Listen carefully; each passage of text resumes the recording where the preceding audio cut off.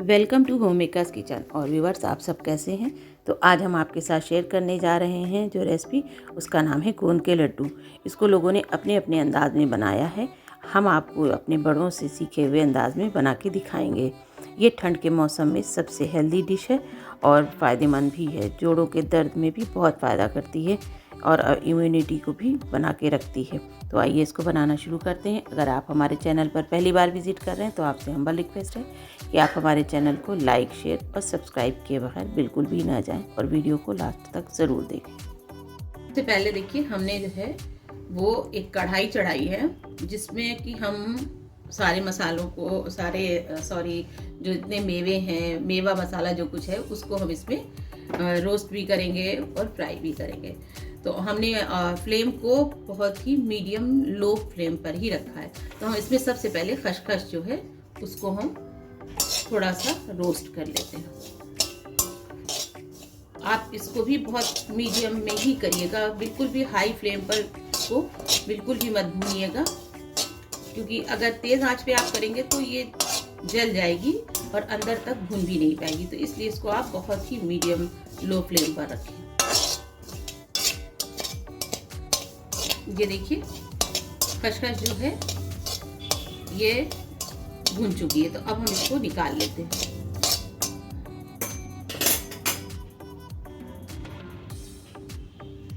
और इसमें अब हम डालेंगे 2 टेबल स्पून के करीब घी। आपके पास डालडा हो तो आप डालडा में बनाइए। हम इसको देसी घी में बना रहे हैं, क्योंकि ये एक गरम कहना चाहिए डिश है जिसको जाड़ों में ही ज़्यादातर खाया जाता है।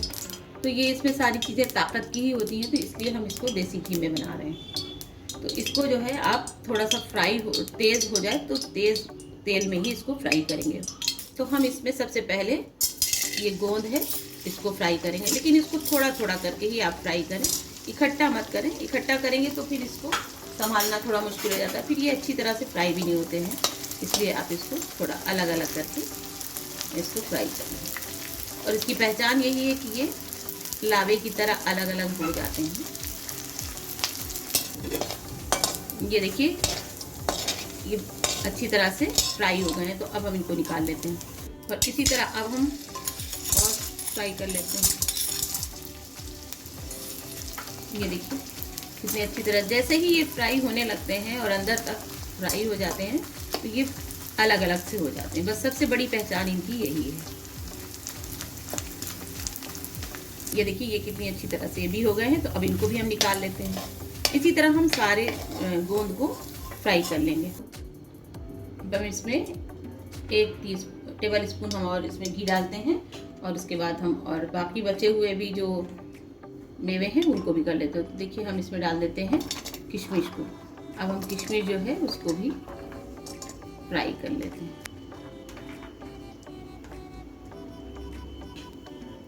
आप इन सारे मेवों को बहुत लो फ्लेम पर ही रोस्ट करें।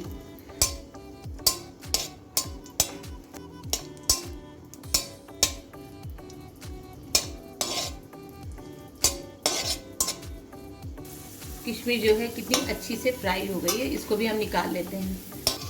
इसको अगर आप ज़्यादा देर करेंगे तो जल जाएगी, इसलिए बहुत हल्का ही, बस देखिए बस ज़रा देर में ही ये कितने अच्छे फूल जाते हैं और वापस फिर से अंगूर बन जाती है ये देखिए। और अब हम इस बचे हुए घी में काजू है, अखरोट है और बादाम, इसको हम फ्राई कर लेते हैं।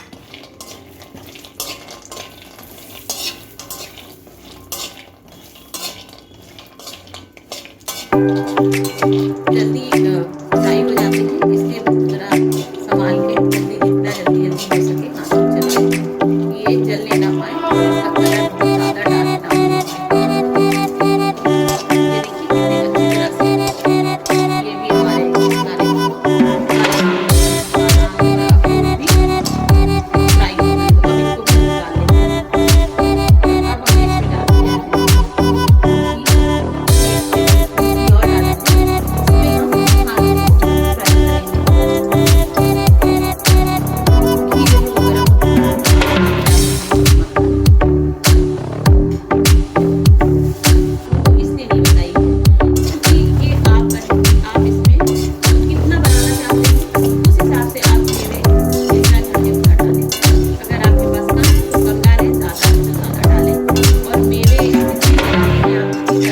है आपके पास जो मेवा मौजूद है, इसलिए हमने इसकी क्वांटिटी आपको नहीं बताई कि हम कौन सा मेवा कितना डाल रहे हैं, बस ये समझ लीजिए। तो ये आप देख सकते हैं। अब हम ये खाने में इसको फ्राई करेंगे तब तक जब तक ये रेसिपी से ना हो। ये देखिए खाने में ज़्यादा फ्राई हो रहे हैं, रेसिपी से नहीं हो रहे हैं। अब हम इनको भी निकाल लेते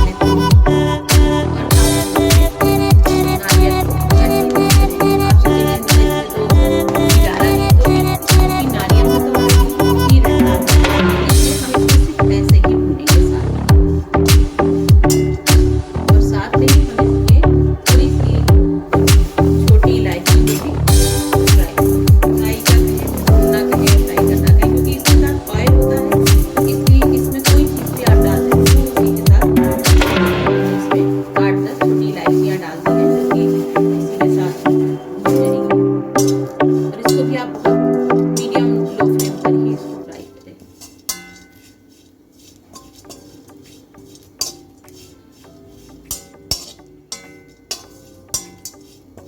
क्योंकि जब हम इन चीज़ों को पीसेंगे तो ये सारे जितने भी ड्राई फ्रूट हैं उनके साथ ही ये इलायची भी पिस जाएगी और सारे तरफ एक जैसी हो जाएगी। ये देखिए कितने अच्छी तरह से ये भून के तैयार हो गई है।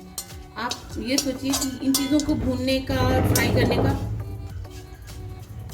सिर्फ रीज़न यही होता है कि आप अगर इनको 1 महीने भी अगर रख के आप खाएं के बाद तो भी ये ख़राब नहीं होते।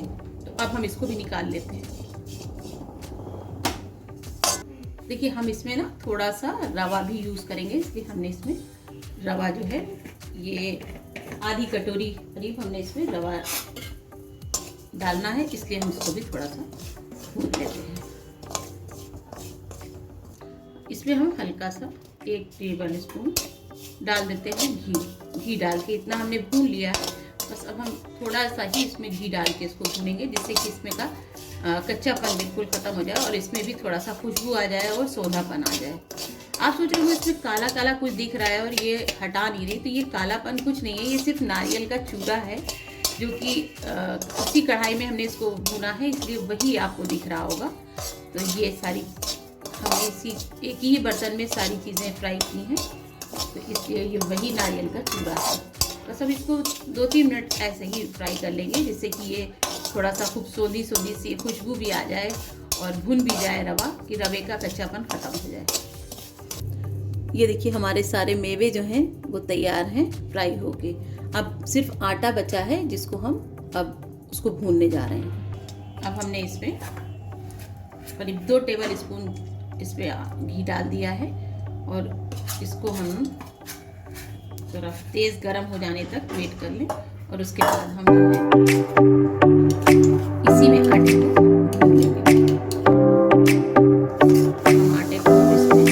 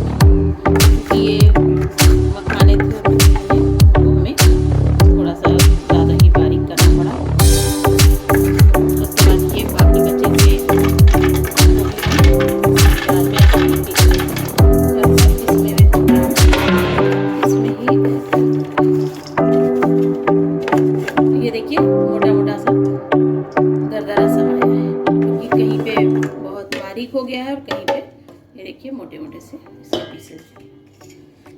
अब अगर आप चाहें तो मिक्सी में ही गोंद को आप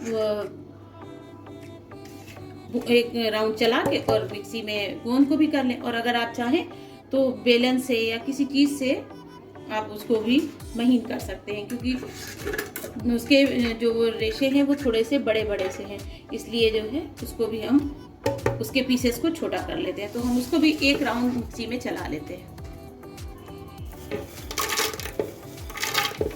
ये देखिए गोंद भी हमारा पिस गया और कितना अच्छा, और ये देखिए कितना बारीक सा, क्योंकि ये सबसे ख़ास चीज़ इसकी है कि गोंद का इसमें पिस जाना और सारे लड्डुओं में बराबर से हर टेस्ट में, हर निवाले में कहना चाहिए, हर बाइट में वो आना ज़रूरी है। उसके बगैर मज़ा नहीं आता। इसका मज़ा गोंद से ही है।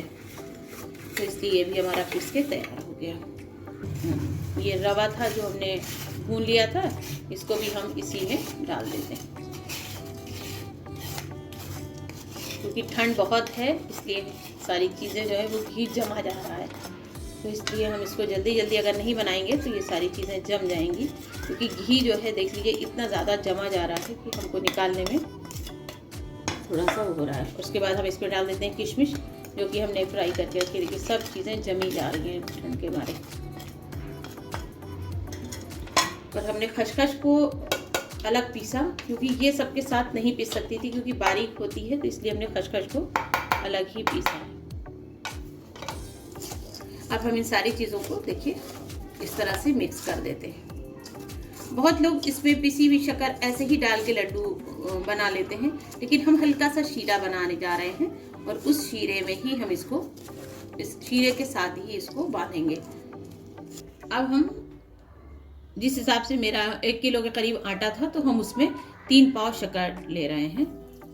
शक्कर के लिए ये है कि आप अपने टेस्ट के अकॉर्डिंग देख लें। अगर आपको ज़्यादा पसंद है तो आप थोड़ा सा इसमें बराबर की भी शक्कर डाल सकते हैं, लेकिन हमने जो है, क्योंकि हमारे यहाँ ये लोग थोड़ा सा कम शक्कर पसंद करते हैं, तो इसलिए हमने थोड़ी सी कम कर दी है शक्कर। ये देखिए शीरा बहुत अच्छी तरह से पक रहा है और बस सिर्फ हम इसको एक तार की चाशनी के लिए तैयार करेंगे। अभी शक्कर पूरी तरह से मेल्ट नहीं हुई है, तो इसलिए हम अभी इसको और पकाएंगे।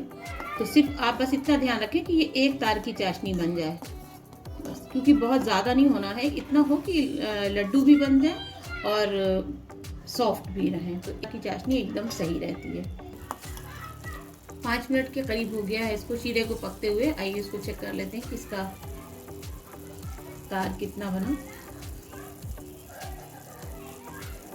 आप ये देखिए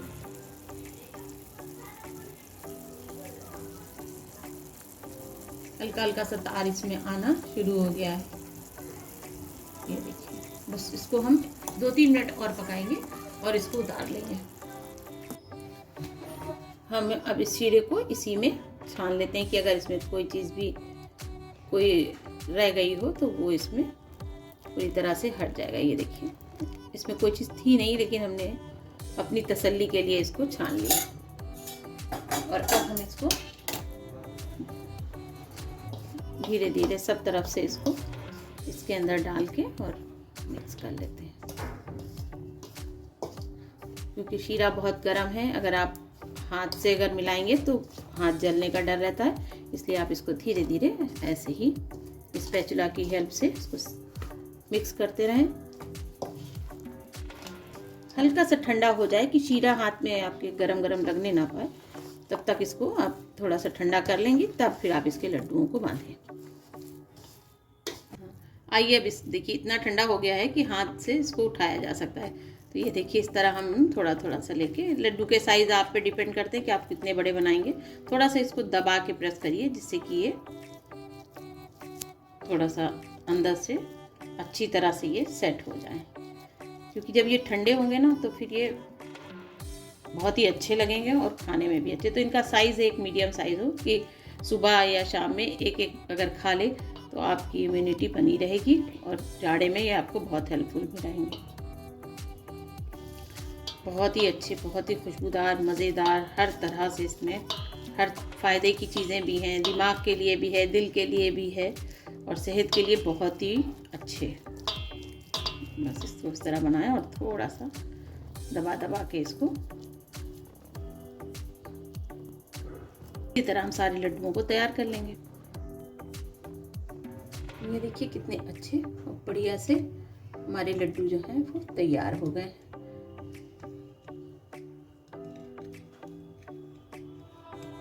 तो आप देखिए कि जाड़े के सबसे ख़ास चीज़ जाड़े की, कुछ लोग इसको गुड़ में भी बनाते हैं। अगर आपको गुड़ में पसंद है तो आप इसको गुड़ में भी बना सकते हैं। ये हमने शक्कर में बनाए हैं, तो आप अगर चाहें तो इसको गुड़ में भी तैयार कर सकते हैं। जाड़े में तो गुड़ वैसे भी फ़ायदा करता है, तो आप चाहें तो गुड़ में बनाएं। तो आपने देखा कि ये कितनी मज़ेदार और कितनी बढ़िया सी ये डिश तैयार होती है और फ़ायदे के साथ एक सुबह शाम अगर कोई खा लेगा तो आप ये देखिए कि उसको बिल्कुल भी ठंड नहीं लगेगी और उसकी सेहत भी बहुत अच्छी रहेगी। तो उम्मीद है आपको बनाने का तरीका ज़रूर पसंद आया होगा। तो फिर आप लाइक करें, शेयर करें और सब्सक्राइब करना बिल्कुल भी ना भूलें और बेल आइकन को ज़रूर प्रेस करें, जिससे हमारी आने वाली लेटेस्ट वीडियो आपको सबसे पहले मिल पाए। आप हमको इंस्टाग्राम और फेसबुक पर भी फॉलो कर सकते हैं। तो प्लीज़ आप हमें सब्सक्राइब करना बिल्कुल ना भूलें।